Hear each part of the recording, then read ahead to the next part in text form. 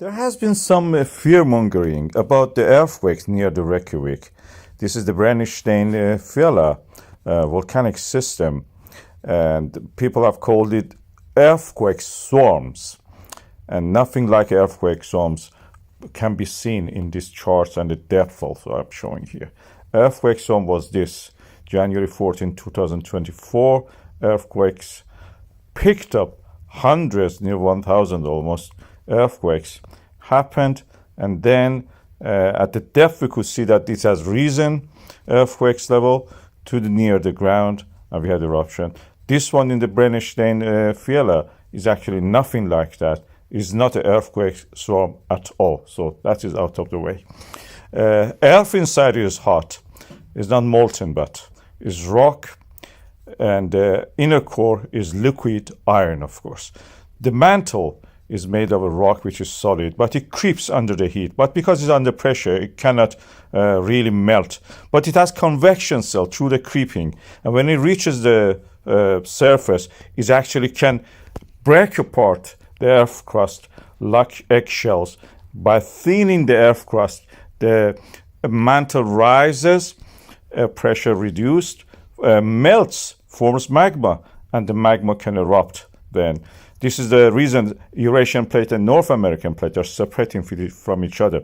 When we see the pattern of earthquakes created by this movement, we see that in this case, they're moving from the west toward the east. This is transferring movement from one volcanic system to another. In this case, from the Elfdorp volcanic system to the next one toward the east. And then after that, all of it is transferred. Doesn't mean all erupt at the same time. I've not seen them erupt all at the same time. They erupt at different times. They don't form off a magma chamber. It's wrong, totally wrong to talk about magma chamber. This is a vein of the magma through the fracture zones, fault lines, rising to the surface, melting, forming lava, and erupting. Again, they erupt in different places along the fault lines. So one erupts, then another, then another. They don't erupt at the same time, just a few weeks apart. It takes time for them. So this is also out of the way. We don't have magma chamber, and they don't happen at the same time or very close to each other. It takes some years. Brennisteinsfjalla actually was one of the first volcanic systems humans have been able to observe in the Iceland.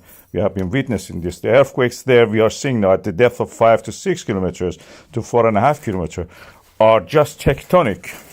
They are due to the transfer of movement from the Hagafell Grindavik system toward the east.